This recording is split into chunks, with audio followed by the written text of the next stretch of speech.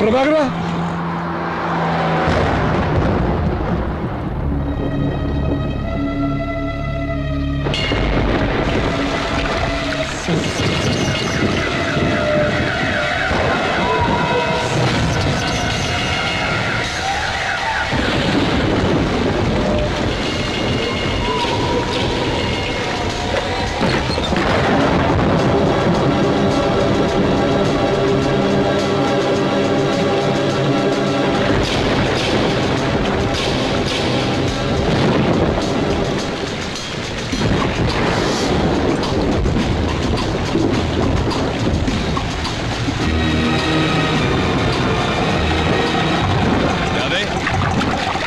പുറകുവശത്ത് വാതിൽ തുറന്നെടുക്കുകയായിരുന്നു.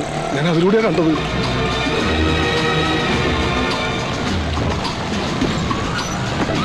അവിടെയാ രാധേ.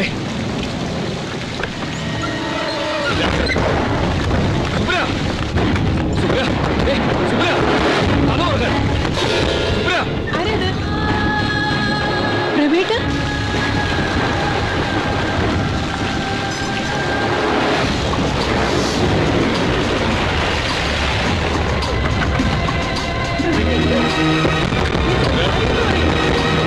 ആ ലൈറ്റം ഇട്ടേ സുബ്ര.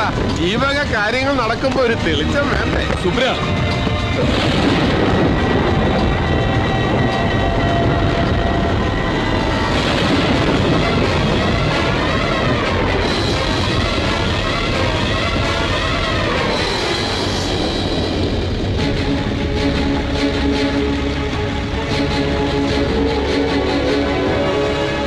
എന്നാലും എന്റെ പ്രഭാകര, സ്വന്തം കാമുകിയെ കൂട്ടുകാരന് കല്യാണം കഴിച്ചു കൊടുത്തിട്ട് നീ നടത്തുന്ന ചിന്ന വീട് നാടകം അത് നിന്റെ ആദർശത്തിന് ചേരുന്നതാണോ?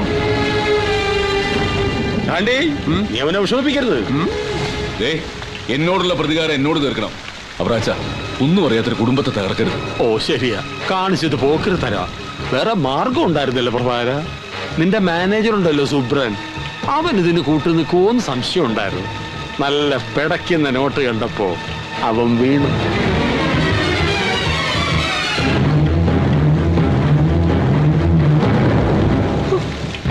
അപ്പോ രണ്ടാളും കൂടി ഇതിനകത്ത് സങ്കടങ്ങൾ പറഞ്ഞെടുത്ത് കിടന്നുറങ്ങാൻ നോക്ക്. നാളെ ഈ നാട്ടിലെ മുഴുവൻ ജനങ്ങളെയും കാണേണ്ടതല്ലേ. വിശ്രമിക്കേ, വരട്ടെ പ്രഭാകര. ഏതായാലും പേര് ദോഷം വന്ന് രണ്ടാളും നനഞ്ഞു. എന്നാ പിന്നെ ഇനി അങ്ങോട്ട് കുളിച്ചൂടെ?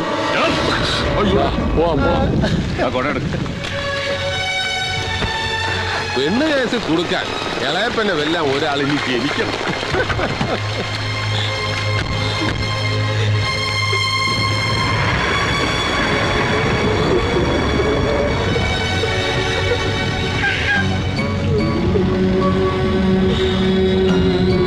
സ്വന്തം കൂട്ടുകാരനാണെന്നൊരു വിചാരം ഉണ്ടായിരുന്നു.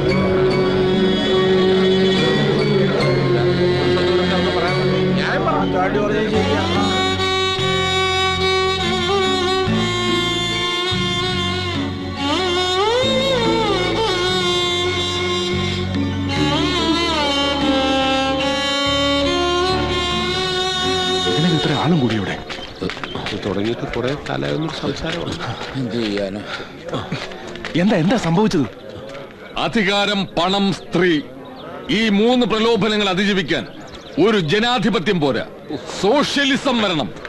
സമൂഹം കമ്മ്യൂണുകളാവണം. താനൊന്ന് പോയ എന്താ സംഭവിച്ചത്? നിങ്ങളെ പോലുള്ള ഏഴാം കൂലികളല്ലാതെ ആരെങ്കിലും അവന് സിന്ദാബാദ് വിളിച്ച് നടക്കോ?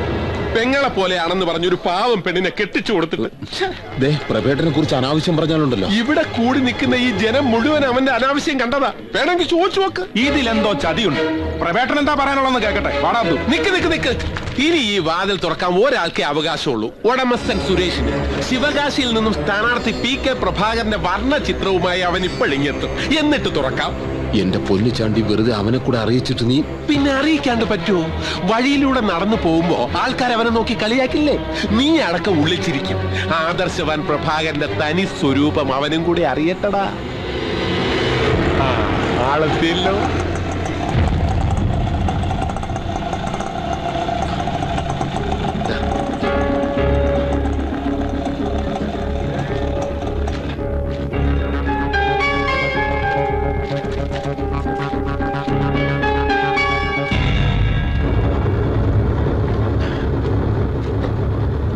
എന്താടാ എന്താ പറ്റി? എടാ ഞാൻ പറയാം. സുരേഷേ, നീ ഇല്ലാത്ത സമയത്ത് നിന്റെ ഭാര്യ ഒളിസേവ തുടങ്ങി. നാട്ടുകാരത് കയ്യോടെ പിടിച്ചിരിക്കുക. അനാവശ്യം പറഞ്ഞല്ലോ. എന്റെ അല്ല, അവന്റെ കുത്തിനെ ഏർപ്പിടിക്ക. സ്വന്തം കാമുകയെ നിനക്ക് കെട്ടിച്ചെന്ന പന്ന പ്രഭാകരന് താക്കോല് പോയി തുറന്നു നോക്ക്. ആദ്യം കണ്ടുപിടിച്ചത് ഞങ്ങളല്ല, അവന്റെ ആത്മമിത്ര സുബ്രനാ. നിൽക്കുന്നു, സത്യമാണെന്ന് ചോദിക്ക.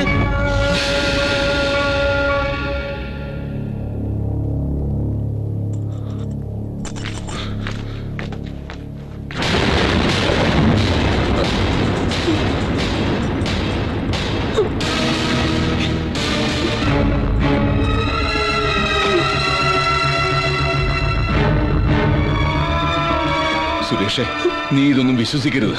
ചതിയാണടാ. നിനക്കെന്നെ അറിഞ്ഞൂടെ? രാധ അവള് വെറും പാവാടാ.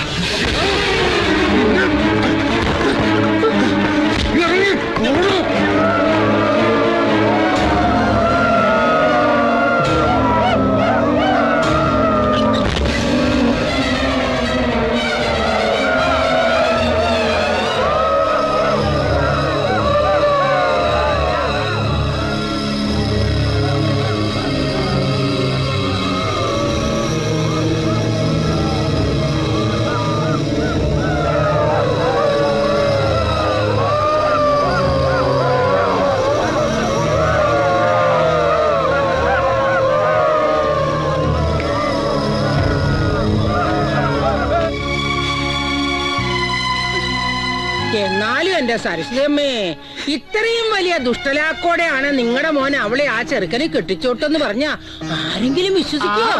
രാധയെ അത്രയ്ക്ക് ഇഷ്ടായിരുന്നെങ്കിൽ പ്രഭാകരനെ എന്നെ കല്യാണം കഴിച്ചാൽ മതിയായിരുന്നു അല്ലേ? അപ്പൊ ആ ബോംബെക്കാരി പെണ്ണിനെ കെട്ടാൻ നടക്കണമെന്ന് പറഞ്ഞതോ? ഇത്രയും കാലം നാട്ടുകാർക്ക് മുഴുവനും മാതൃകയാണെന്ന് പറഞ്ഞ് നടന്നിരുന്നവനാ. ഓ ദേ വരണ.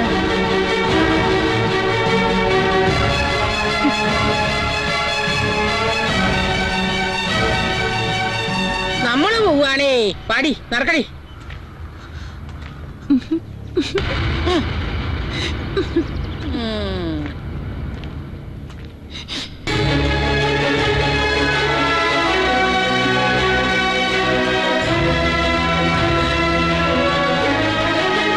നിൽക്ക്.